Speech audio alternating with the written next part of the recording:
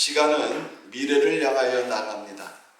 또 사람들의 삶도 미래를 향하여 나아가는 삶입니다. 그러나 사람은 미래를 알지 못하기 때문에 늘 불안합니다. 그래서 주님을 알지 못하는 사람들은 누구에게 갑니까? 점치는 사람들, 또 무당들을 찾아갑니다. 그들은 점을 보거나 예언을 듣기를 원합니다. 하지만 성경은 우리 믿는 자들에게 이렇게 말씀을 합니다. 하나님은 하실 일을 숨기지 아니하시고 하나님의 사람들에게 일을 하시기 전에 미리 알려주신다. 이렇게 말씀하고 있습니다. 자, 오늘 읽은 이 본문 말씀은 애굽의 바로가 꾼 꿈에서 시작이 됩니다. 바로가 꿈을 꿨습니다. 그런데 본인도 해석을 못합니다. 또 사람들을 불러가지고 꿈을 해석하라고 했지만 그 꿈을 해석하지를 못합니다. 어느 누구도 바로가 꾼 꿈을 해석하지 못했습니다. 이 꿈의 해석은 오직 하나님만 가능했고 하나님은 그 해석을 요셉을 통해서 알려주셨습니다. 자, 오늘 말씀을 통해 우리는 하나님은 하실 일을 미리 알려주시는 분이라는 사실을 배우게 됩니다. 이 시간 하나님은 하실 일을 미리 알려주십니다 라는 제목으로 말씀을 들을 때 여러분 각자에게 말씀하시는 하나님의 음성을 듣는 복된 시간이 되시기를 주님의 이름으로 축원합니다. 자, 첫 번째로 하나님은 세상 역사의 주관자십니다. 자, 우리 25절 말씀 같이 한번 읽어볼까요? 자, 시작. 요셉이 바로에게 이르되 바로의 꿈은 하나라. 하나님이 그 하실 일을 바로에게 보이심이니이다. 자, 바로는 두 번의 꿈을 꾸었습니다.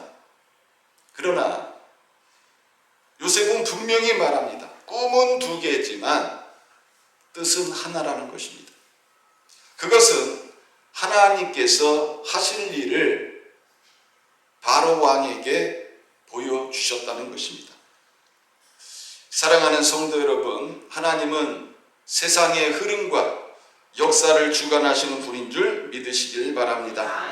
바로가 꾸었던 꿈은 앞으로 풍년 7년, 흉년 7년이 올 것을 말하고 있습니다.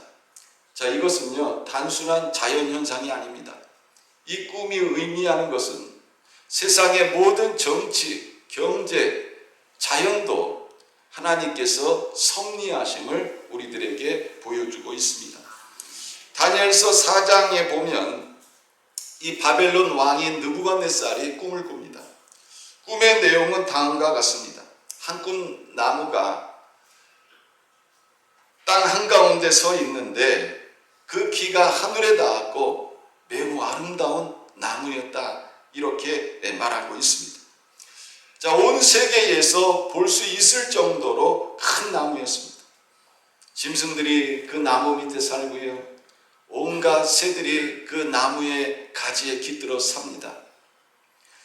온 세상이 그 열매로 먹고 사는 이러한 꿈이었습니다. 그런데 갑자기 하늘에서 감시자가 내려와 말을 합니다. 이 나무를 베고 가지를 자르고 잎사귀를 떨어뜨리며 열매를 흩트러 버려라. 그 뿌리와 줄기는 땅에 남겨두고 철과 놋줄로 동여매어 들풀 가운데 두라. 사람의 마음을 제하고 짐승의 마음을 주고 7대를 지나게 하라.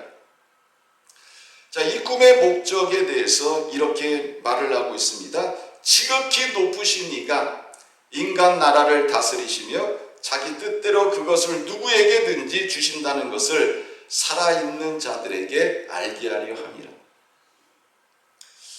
자, 다니엘은 이 꿈의 의미를 이렇게 해석을 했습니다. 큰 나무는 바로 바벨론 왕인 느부갓네살 왕을 말을 합니다. 하나님께서 그를 위대하게 하셔서 온 세상이 그로 인해 평안을 누리게 하셨습니다.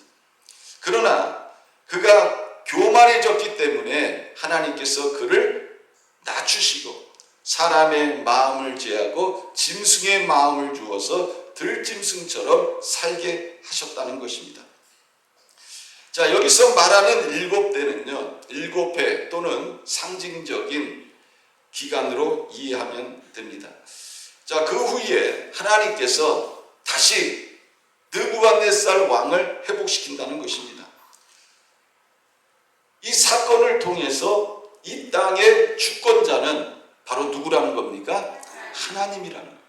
이 하나님임을 알려주시기 위해서 바벨론 왕인 느부갓네살에게 이런 일이 일어날 것을 미리 하나님께서 알려주신 것입니다.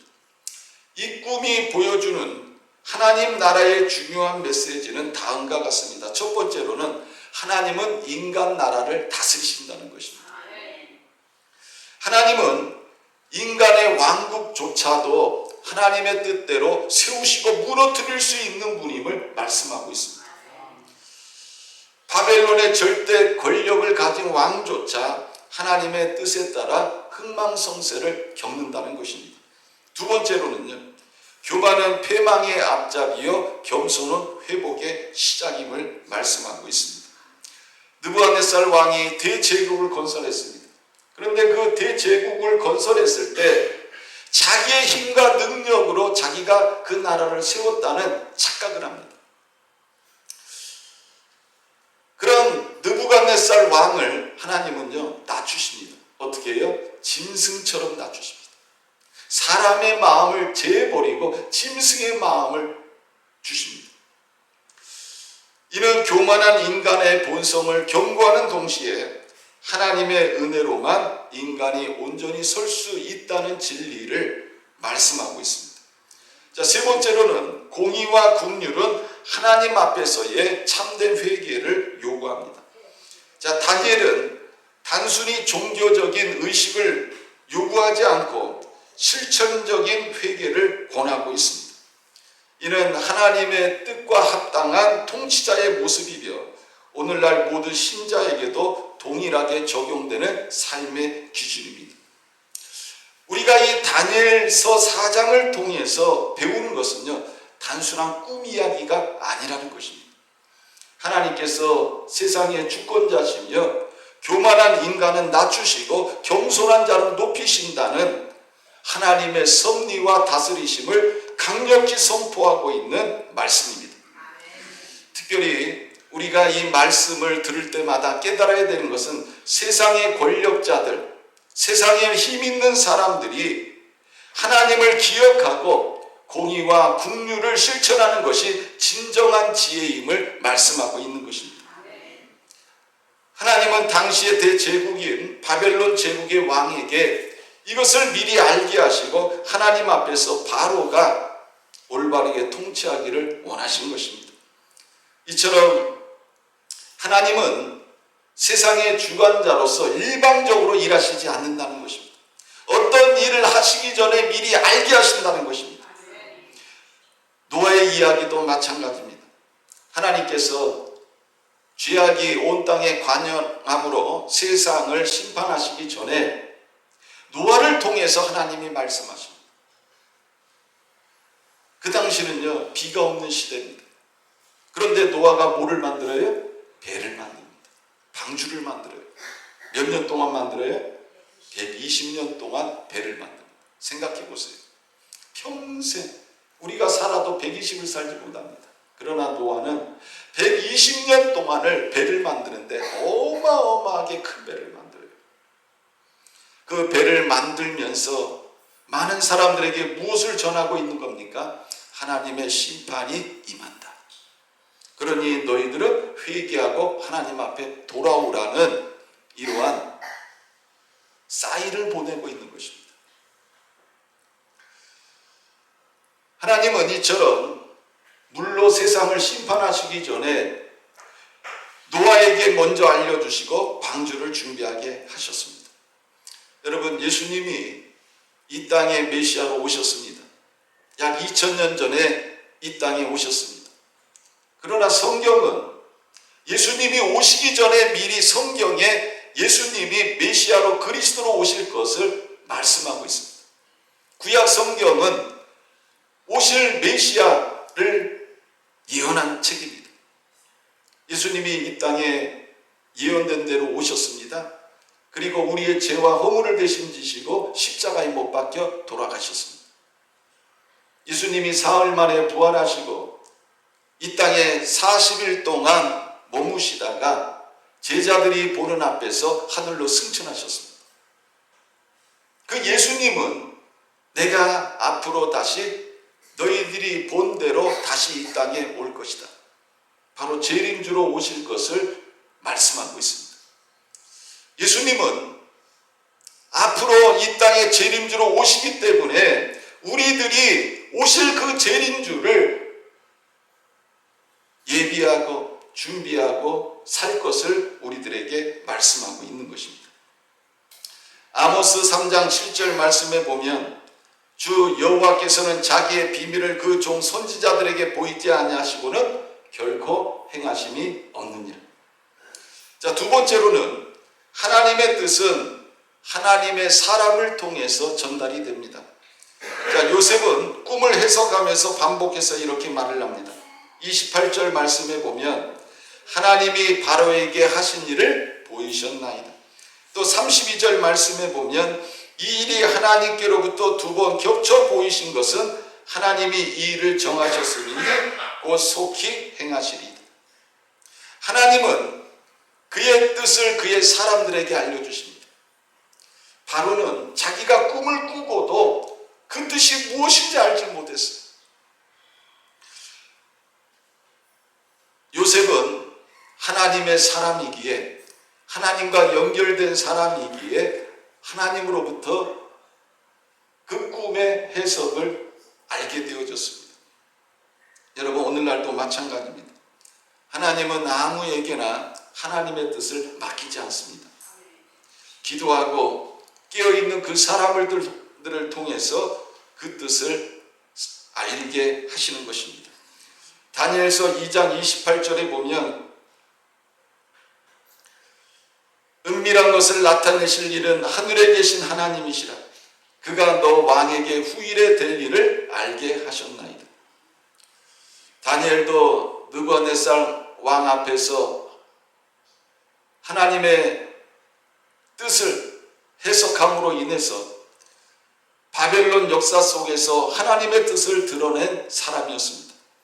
그는 지혜와 능력으로서 그 꿈을 해석한 것이 아니라 하나님께 기도하며 받은 계시로 꿈을 해석을 했습니다.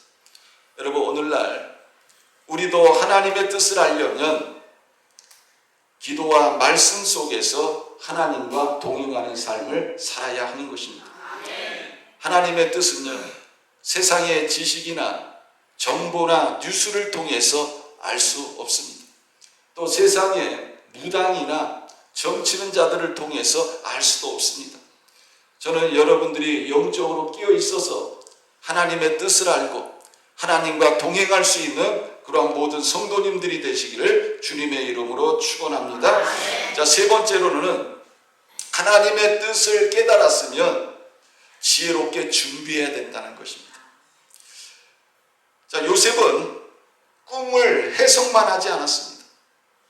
그 뜻을 따라서 준비할 수 있도록 실제적인 대안을 하고 있습니다. 33절, 36절부터 보면요. 자, 우리 33절 말씀부터 36절 말씀. 자, 우리 같이 한번 읽어보겠습니다. 자, 시작.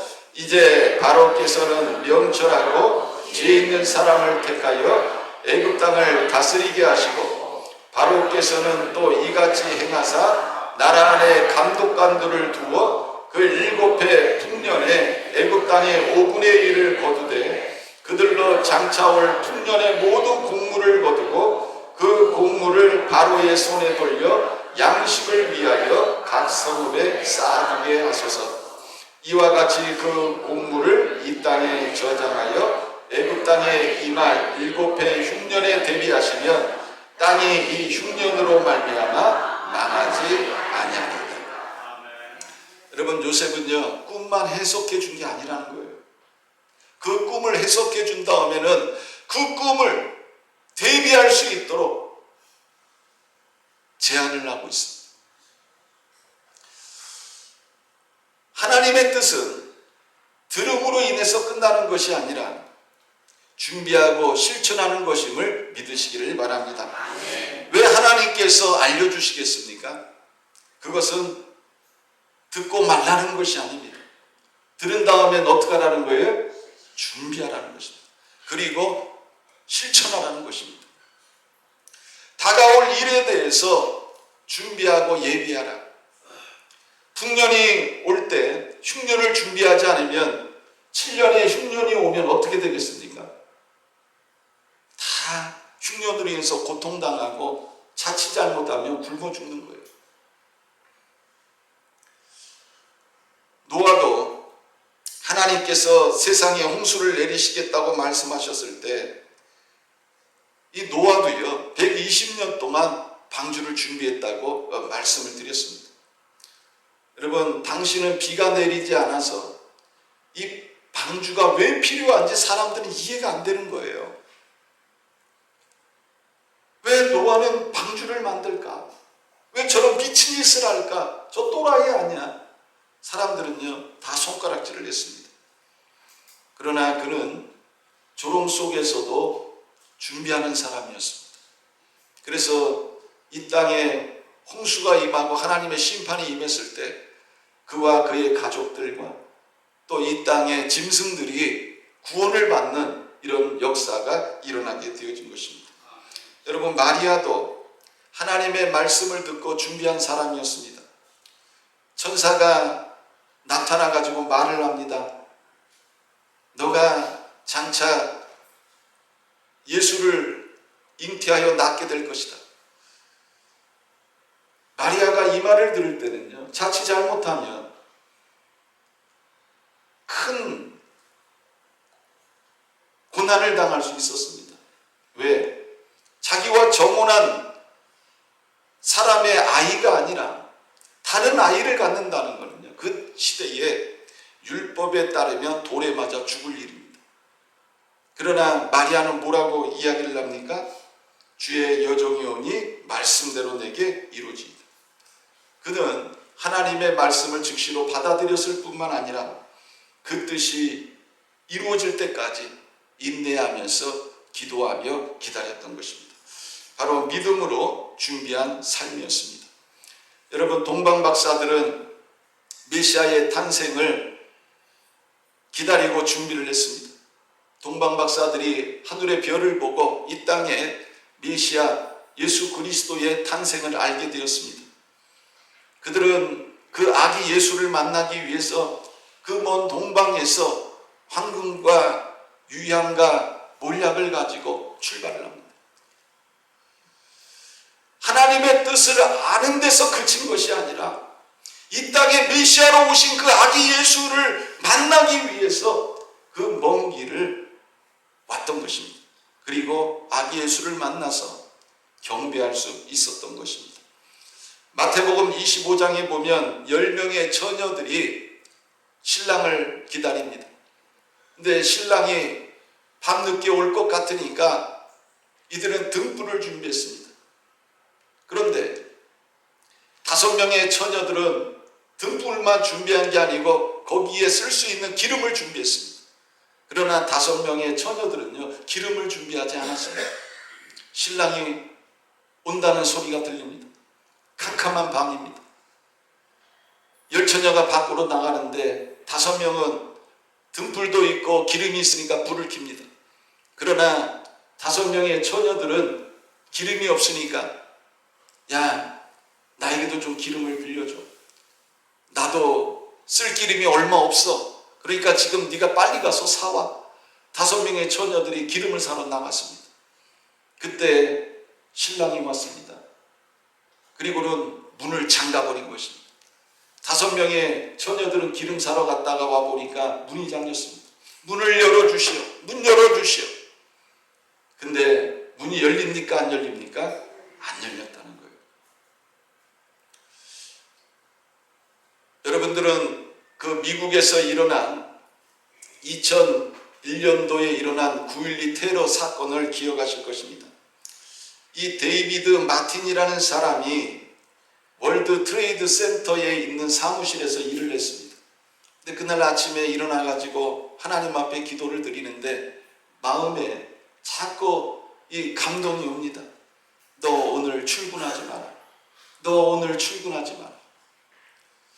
이상한 거예요. 회사를 가야 되는데 자꾸 마음에 성령의 감동이 오기를 회사 가지 말라는 겁니다. 이상한 거예요. 아무래도 이상해가지고 어떻게 해야 되나 그러다가 그래 순종하자. 그리고 출근하지 않았습니다. 그런데 잠시 후에 어떤 일이 일어난 거예요? 그 무서운 테러가 발생하게 된 것입니다. 이 데이비드 마틴이 일하던 그 건물이 완전히 붕괴가 된 거예요. 그는 훗날 간증을 통해 이렇게 말합니다. 하나님의 작은 음성에 민감하게 반응하고 순종했던 것이 생명을 지키는 길이 되었다. 야고보서 1장 22절에 보면 너희는 말씀을 행하는 자가 되고 듣기만 하여 자신을 속이는 자가 되지 말라. 우리도 하나님의 뜻을 깨달으면 이제 영적으로 또 실제적으로 준비하는 삶을 살아야 하는 것입니다. 말씀을 준비하고 기도 생활을 준비하고 어려운 때를 대비하여 믿음을 견고히 해야 하는 것입니다. 이제 결론을 맺습니다. 오늘 말씀을 들으면서 여러분들이 이 세 가지 질문을 한번 스스로 생각해 보시기를 바랍니다. 나는 하나님의 하실 일을 들을 수 있는 영적인 민감함이 있는가? 하나님의 뜻을 깨달았을 때 나는 준비하고 있는가? 방관하고 있는가? 내 주변 사람들에게 하나님의 뜻을 지혜롭게 전하는 삶을 살고 있는가? 사랑하는 성도 여러분, 하나님은 앞으로 일어날 일들을 미리 우리들에게 알려주십니다. 그러나 아무에게나 말씀하시는 것이 아니고 깨어있는 자에게 하나님은 알게 하십니다. 하나님의 말씀과 기도하는 자들에게 하나님은요 미리 알게 하시는 것입니다. 그리고 준비하게 하시는 것입니다. 저는 여러분들이 깨어있는 모든 분들이 돼서 하나님의 뜻을 알고 여러분들의 인생을 미리 준비하고 예비하는 모든 성도님들 되시기를 주님의 이름으로 축원합니다.